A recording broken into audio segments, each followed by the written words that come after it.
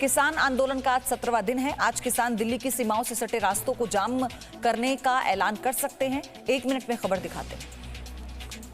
नए कृषि कानूनों को रद्द करने की मांग को लेकर धरना दे रहे किसान आज दिल्ली को जोड़ने वाली सड़कों को जाम करने का फैसला किया है।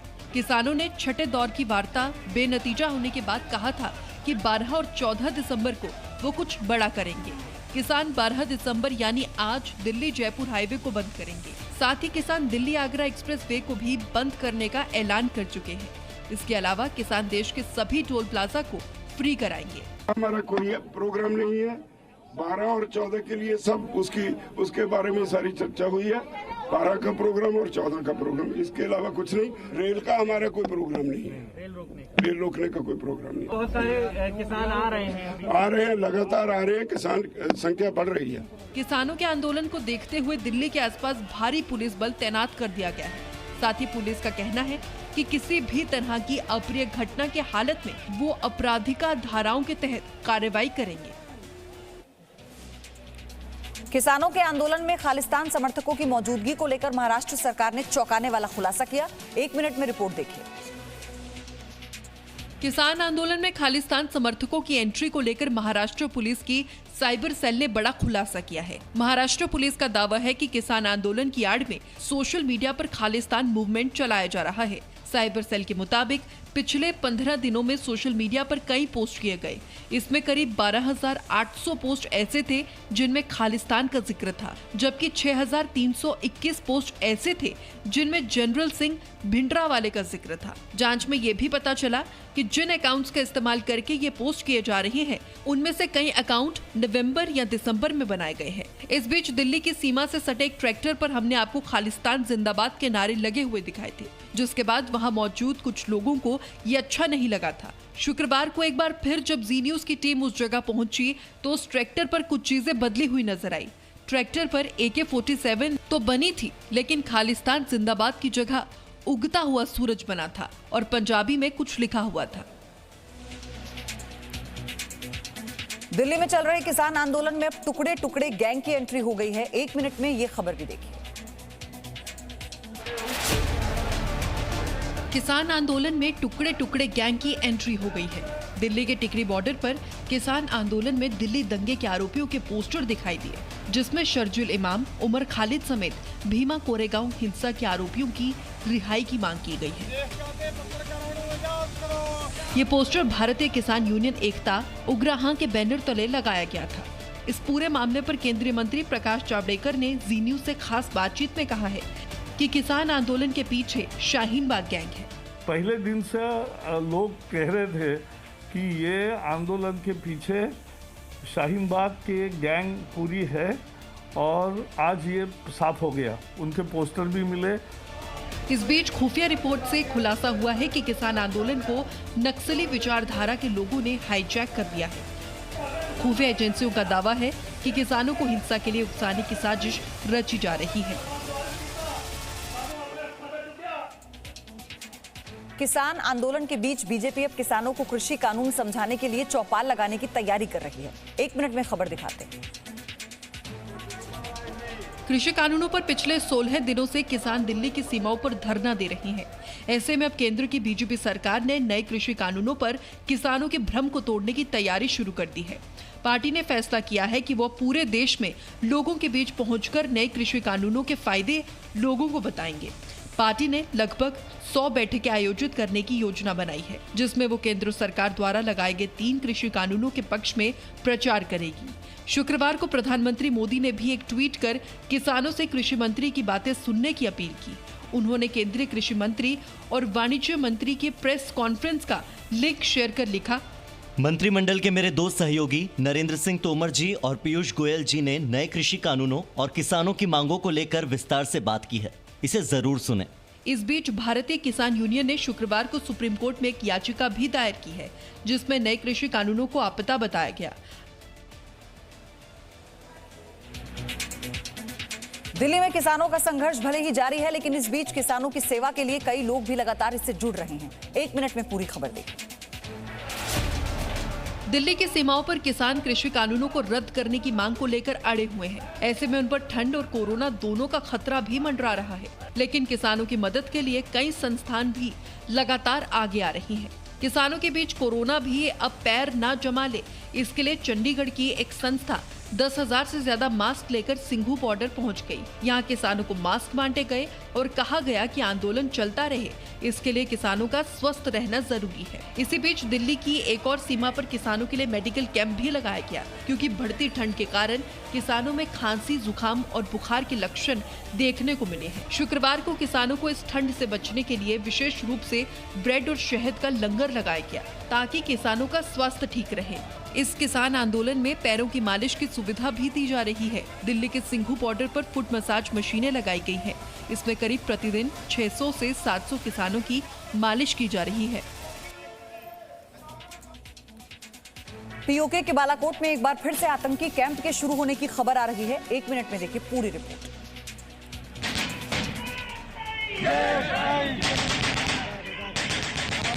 भारत विरोधी ये नारे पीओके के बालाकोट में लगाए जा रहे हैं। खबर है कि बालाकोट में एक बार फिर से ट्रेनिंग कैंप शुरू हो गया है और ये ट्रेनिंग सेंटर खोलने वाला गुट कोई और नहीं, जैश-ए मोहम्मद है।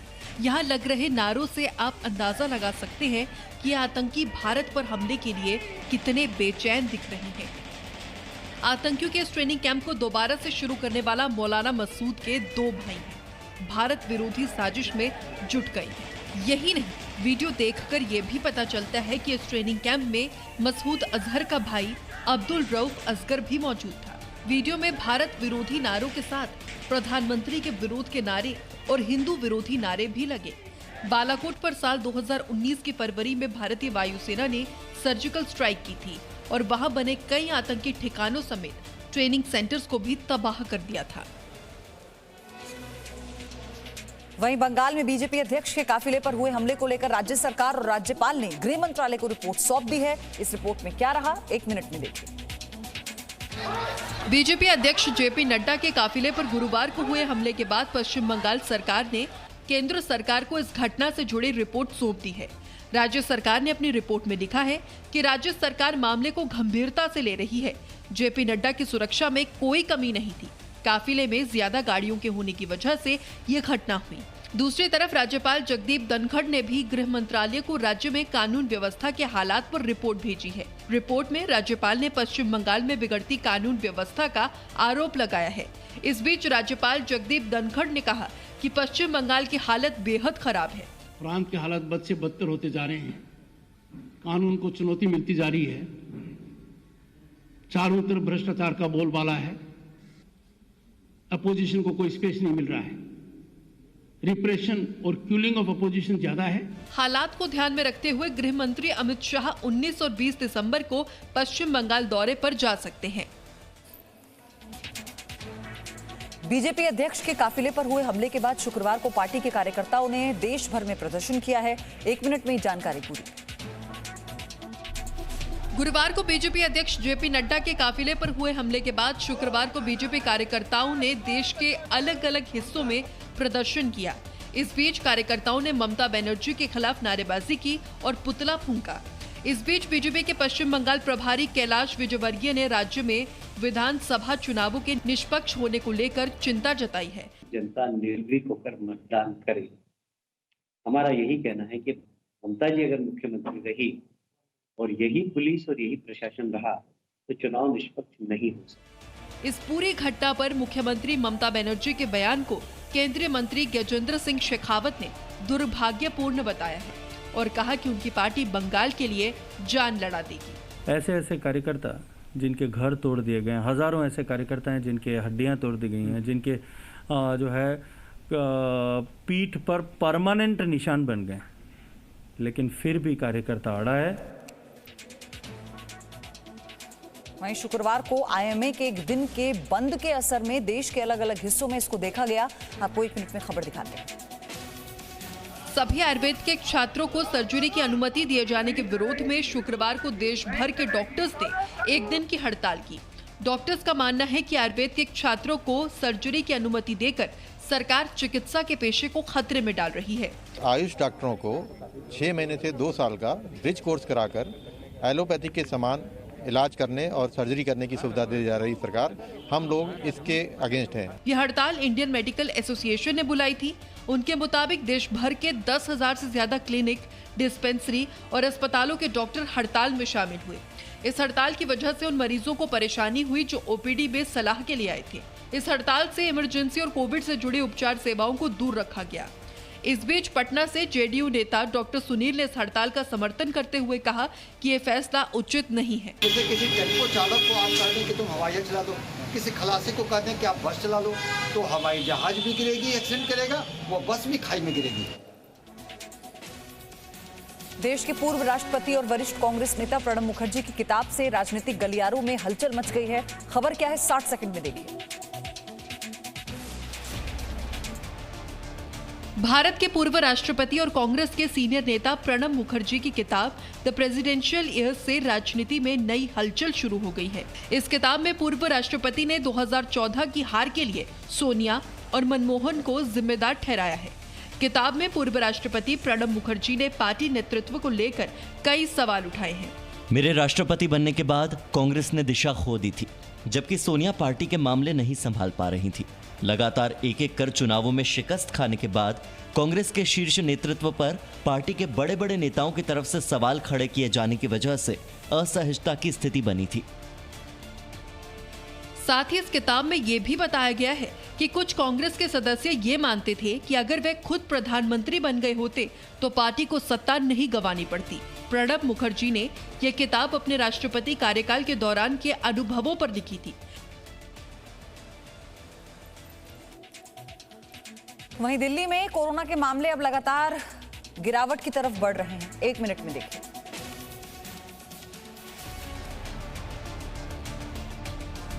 देश में कोरोना संक्रमण के मामले 97 लाख के पार पहुंच गए हैं, लेकिन आंकड़ों को देखें तो पिछले 24 घंटों में 29,000 से ज्यादा कोरोना केस सामने आए हैं और कोरोना से ठीक होने वालों की संख्या में भारत सबसे आगे है।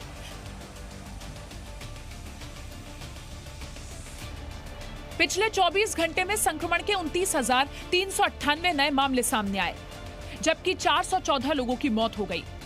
हालांकि अच्छी बात यह रही कि इस दौरान 37,528 लोग ठीक भी हुए हैं, जिनमें से 92,53,306 लोग ठीक हो चुके हैं। देश में इस वक्त 3,63,749 कोरोना संक्रमितों का इलाज अलग अलग अस्पतालों में चल रहा है। कोरोना संक्रमण से अब तक 1,42,186 लोगों की मौत हो चुकी है। देश में कोरोना मरीजों के ठीक होने की दर 94.84% पहुंच गई है। वहीं मृत्यु दर का आंकड़ा 1.45% है।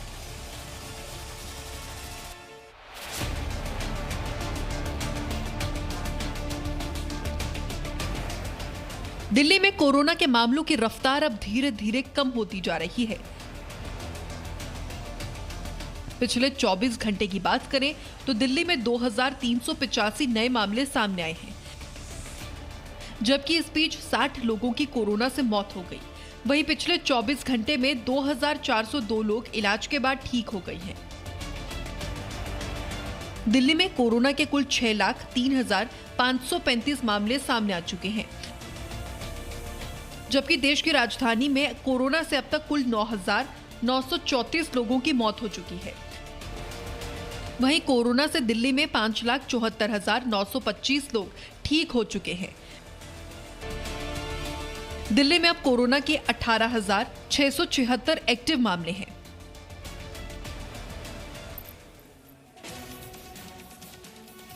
कोरोना के खिलाफ जारी जंग में एक्सेल समूह लगातार अपना योगदान दे रहा है और 1 मिनट में आपको पूरी रिपोर्ट दिखाते हैं। एसएल ग्रुप ने महाराष्ट्र के ठाणे में 306 बेड वाले कोविड अस्पताल को शुरू किया है। इस अस्पताल का उद्घाटन मुख्यमंत्री उद्धव ठाकरे ने वर्चुअली किया। यह अस्पताल ठाणे के बोरीवड़ी मैदान में तैयार किया गया है। इसे अस्थायी अस्पताल में ईसीजी रूम और ब्लड कनेक्शन सेंटर की सुविधा है। उद्घाटन समारोह में महाराष्ट्र के नगर विकास मंत्री एकनाथ शिंदे मौजूद थे और जी एंटरटेनमेंट एंटरप्राइजेस के एमडी और सीईओ पुनीत गोयंका ने भी वीडियो कॉन्फ्रेंसिंग के जरिए उद्घाटन समारोह में हिस्सा लिया। ये बोरीवड़ी कोविड सेंटर है। इसमें टोटल 308 बेड्स हैं, जिसमें oxygen bed, non oxygen beds, tries beds, पूरी सुख सुविधा यहाँ पे है। एक्सरे, ECG मशीन, उसके बाद पार्किंग, खाने पीने की व्यवस्था, डॉक्टर्स का लगभग 300 लोगों का डॉक्टर्स और एंसिलरी स्टाफ यहाँ पे ऑलरेडी नियुक्त है। एसएल समूह ने पहले से ही कोरोना के खिलाफ लड़ाई में देश में कई राज्य सरकारों के साथ एम्बुलेंस और पीपी किट जैसी सुविधाएं मुहैया कराई हैं। देश के बड़े सीमेंट उत्पादकों से एक श्री सीमेंट ने देश के शहीदों के परिवारों के लिए बड़ा ऐलान किया है।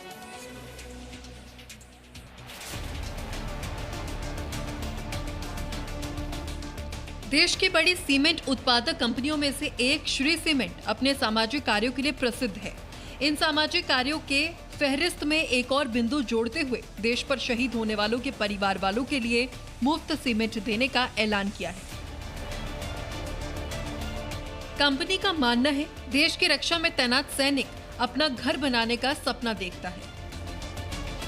कई सैनिक देश की रक्षा करते हुए शहीद हो जाते हैं और ये सपना अधूरा रह जाता है।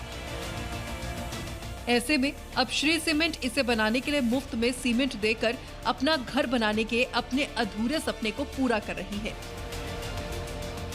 इस मौके पर मौजूद लेफ्टिनेंट जनरल आलोक केलर ने श्री सीमेंट के इस कदम की सराहना की। उन्होंने कहा कि अन्य कॉर्पोरेट्स को भी शहीद सैनिकों के परिवारों के लिए इस तरह के कदम उठाने चाहिए। Presenting B News app available on Google Play and App Store. Download it now.